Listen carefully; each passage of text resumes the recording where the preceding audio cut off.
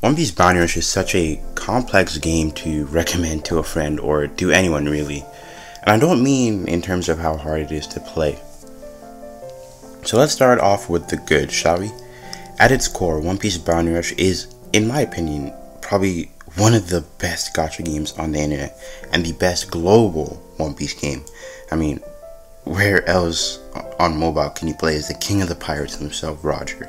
Play as Prime Whitebeard, Prime Garp, Odin, Blackbeard, Shanks, and not just play with them. It truly feels like you're experiencing One Piece characters' entire style through your mobile phone.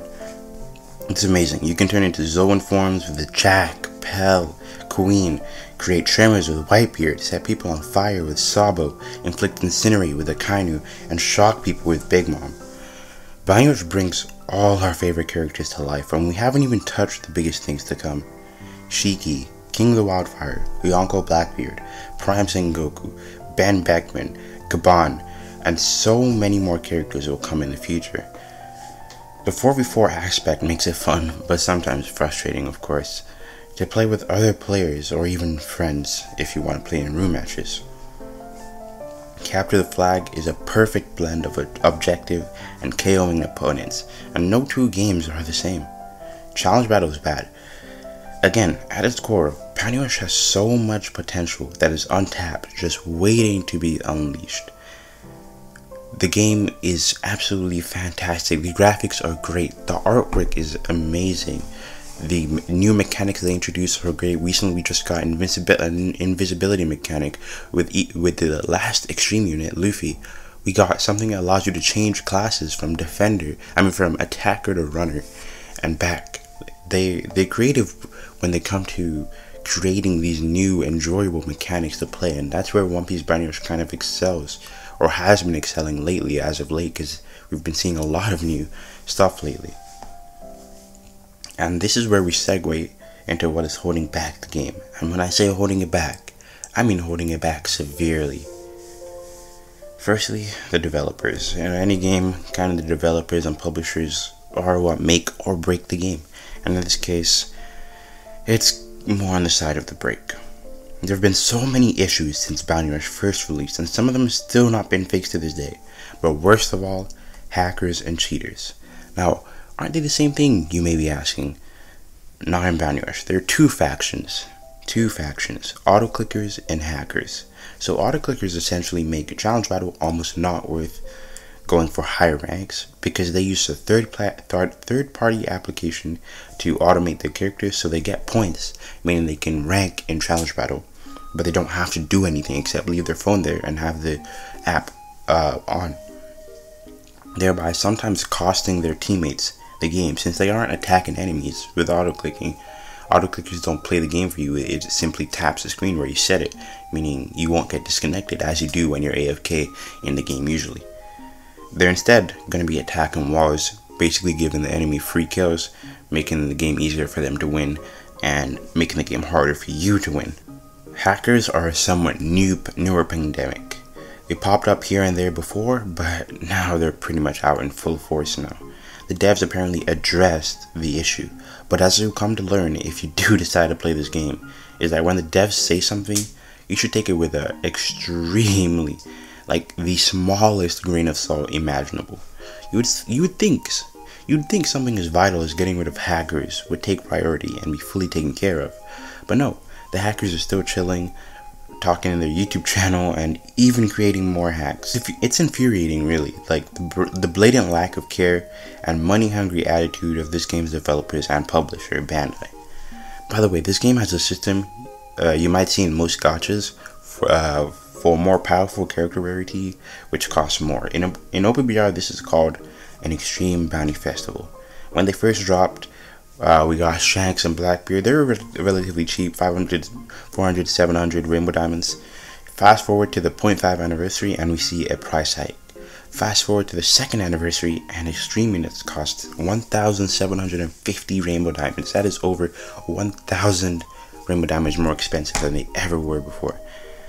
Everyone was shocked, but Bandai was not going to stop there, and just 6 months later they increased the price again to 2,250 rainbow diamonds. At that point, we were desensitized to it, making jokes of extreme units being 3,000 rainbow diamonds next, maybe 2,750.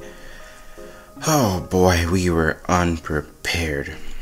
The next extreme unit was Kaido, King of the Beast. Predicted, everybody was hype as hell. I mean, it's Kaido. The dude was ragdolling Luffy all around Wano. But this dude, well, this wasn't where it went wrong. He was the same price as a previous EX unit, which was a Kaido. So Kaido cost 2,250. But where we got slapped in the face, and I mean slapped in the face hard, was the release of EX Luffy, Extreme Luffy. The first Extreme Luffy unit, the main character.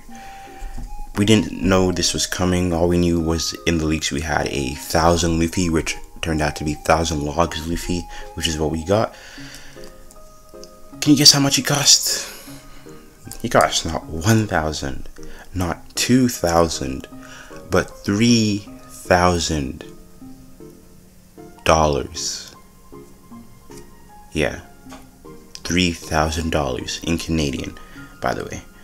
But yes, $3,000 for a single copy of a unit guaranteed.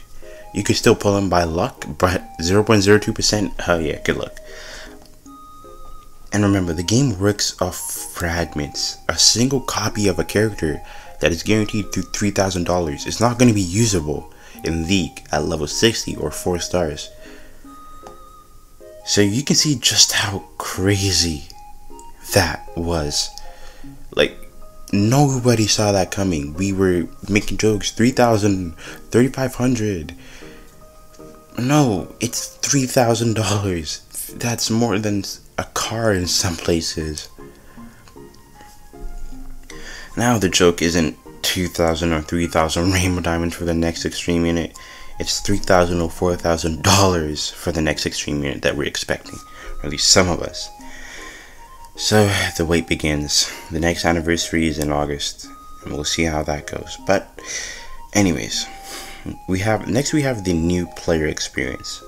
So when a game's best bet in the start is to reroll, it's not really the best sign, but that is the best idea for Bounty Rush.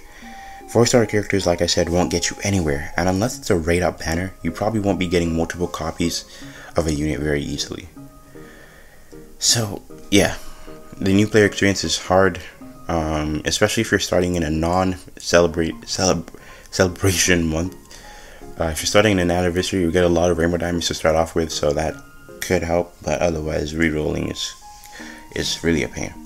Once you have your unit, you have to deal with scumbags who aren't cheaters or hackers, but they're still bums, and these guys are known as D-rankers. D-rankers are players with way higher level units at the highest league who drop ranks on purpose to farm low level players, since they have no support or good characters in comparison to them. Named D-rankers do this to farm titles or ranks on the character leaderboard, because they're not good enough to get it at the higher levels where they're playing with other people who are actually wielding similar support and similar character leveled units. So they drop down and fight lower level players, and sometimes somehow they find satisfaction in getting a title that way or getting a rank that way, but whatever. Finally, we have the insane bias towards Japan servers in Bounty Rush. We still have no English translated streams. It took 3 years for us to get an English Twitter, and Japan gets guaranteed unit tickets that we couldn't even dream of. And remember the $3,000 unit I talked about, the Luffy? Japan didn't have to pay that much. In fact, they could get him guaranteed with just rainbow diamonds. They didn't have to pay a single dollar. So yes, One Piece Bounty Rush's positives are almost completely outweighed by the negative. When it's fun, it's extremely fun. But when it's not, you want to break. And this is often when it's not fun, but I mean, you have bad teammates, you have people who DC, you got hackers, you got, throwers.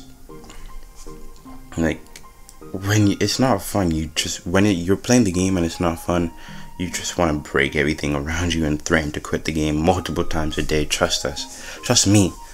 We know. This is a universal feeling for players who've played the game for a while. We say we want to quit, but we're sticking around in hopes of the best. So, why am I still here making content, making YouTube videos almost daily, and playing the game every day? Well, because I see potential. I see a future for this game. That potential will always be there. The only thing that's going to fade ever is going to be my ability to see it to come to fruition. Because the developers prove every update that they either can't see the potential or are too blinded by the money to care. So do I recommend One Piece Vanilla in 2022? Only if you want to play it casually. If you get into a grinder mindset with this game's current state, I'm sad to say that you'll likely only feel disappointment at how it was handled, and that will only be worsened when, like everyone else, you realize that it may never be saved. Thank you guys for watching this video. I hope this helps you out with your decision about whether you want to get into One Piece Finals or not. I do recommend you play the game a little for yourself to see if you like it. Maybe, it's always better to get a first-hand experience on top of a review. I think that's always the best bet. But just remember, when you first start the game, you're going to be playing with a lot of bots. So it's going to take a while to get into the player side. And after that, you kind of start seeing the D rankers and cheaters and stuff like that. But anyways, I will see you guys later. Thank you guys for watching the video again, and peace.